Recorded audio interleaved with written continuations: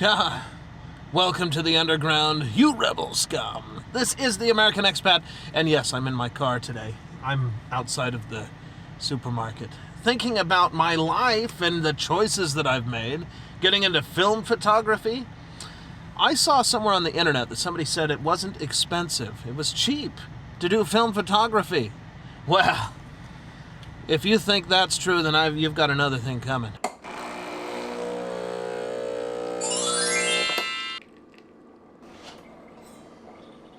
Hey, thanks for sticking with us. Before we get too far into this video, I want to remind you that the like button lives down below the video. Maybe you could think about, going down there and clicking on that like button. It might help us out in the long run. Also, don't forget to leave comments. Let me know what you think about what I have to say. Am I wrong about the price of film photography? I suspect that I'm not. Well, it depends on the situation. Here in my hand, you may have noticed that I was holding this already, is a box. It's actually already opened up. I put it into the camera. I was just a prop anyway. It's Ektar 100 film. It cost me about 20 bucks at the photo shop place that I go to on a regular basis. And I put it into my film. It's got about 36 exposures. And let's say I run through this roll of 36 photos. It's already cost me 20 bucks. I take it back to the photo shop to have it developed. I'm looking at another 15, so we're looking at 35 bucks right there. That's almost $1 a shot. I beg to differ when it comes to people saying that film photography is not expensive. It's quite a bit more expensive than doing digital stuff. Now, the cost up front, I'll give you this. For a film camera, let me hold on a second here. I'm grabbing this. Right here, I have a Nikon F100 film camera. Awesome camera, by the way. I picked this whole package up with the extra grip with the batteries, lens, film, the body, everything for like 35 bucks. Now, that's unusual. You're probably never going to find this camera for that price. It's probably more along the lines of like $300. And that would be just the body and probably no grip and all of that stuff. But, I got a really good deal. But you can find other film cameras that are excellent cameras for around 40 bucks or less. You just look around on Facebook Marketplace or whatever. So the initial upfront cost is not very much. But if it is something that you're going to be doing on a regular basis, it does get quite expensive. Now, I will say there are cheaper films than Ektar 100. That's a kind of a more expensive film. It's professional film. But, you could go into the Walmart, I guess, and you could pick up 3 rolls of Fuji Film 400 for about the same price that I paid for that one roll, and it would dramatically reduce the cost. But when you compare it to digital, I can take thousands of photos, and it's not going to cost me anything for the photos. I just move it onto my computer and do whatever I want with it, and that's the end of the story. Put it on Instagram or whatever it is you do with your photos.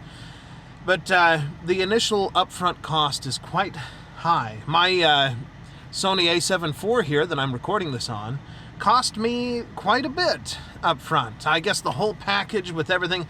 I have extra equipment, so it's not going to cost you this much. I think I've looked online. You could probably pick up a used, maybe even a new Sony A7 IV camera body for around 2,000 bucks or less. It just depends on the condition. Mine, when I got it, it was brand new and cost me quite a bit more than that. But, you get what I'm saying. The initial cost was very high, but the photo part, I don't know. I also don't like that the camera body on the digital one will be outdated at some point. It's going to be obsolete. Nothing I can do about it, and then you have to buy a new camera for another several $1,000s. But, oh gosh, if you take as many photos as I do, then that $1 a photo thing, that's going to really add up fast. You're going to be looking at enormous amounts of money that could have been spent on a digital camera. You won't get the film look, but, you might be able to simulate the film look. But you know what I mean.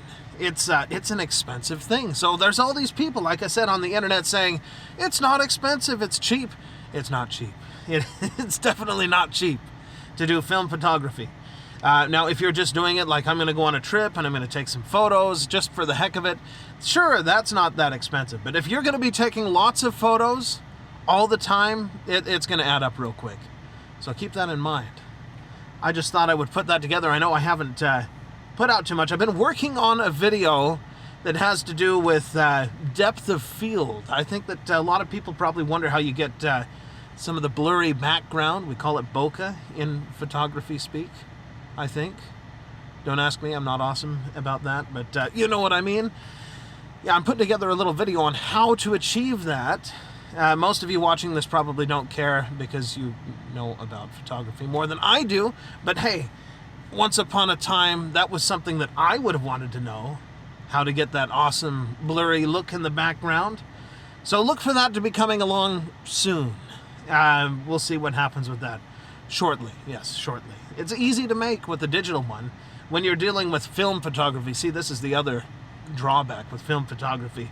I take the photos at $1 a piece, and then I don't know for like a week what these photos are going to actually look like in the end. You might do like my experiment with Ektachrome, and get it back, and it's like, wow, these are completely unusable. That was the most expensive film I've ever bought, and the photos are completely underexposed. But yeah, that was a mistake on my part. Not because of the film, but see, I didn't even know until after I got the stuff back that I had completely destroyed all hope of using those photos. But yeah, something you don't have to worry about with digital photography. Keep that in mind. Is it expensive at $1 a piece? Is it expensive at, I don't know, 50 cents, 25 cents a piece? How expensive is expensive? I don't know. I guess it depends on who you are. To some rich guy, maybe it's not too much. But even me, if I was looking at 25 cents a pop, whew, that adds up pretty fast. Like I said, with the number of photos that you end up taking. I'll leave it at that. Let me know what you think in the comments below, and I guess I'll see you guys in the next one. ไฟพะวงหลงเฝ้าสาวเจ้าบางประกงทางไว้งงหลงเกอหาโอเวรกรรมจำพรากจากไปไกลตา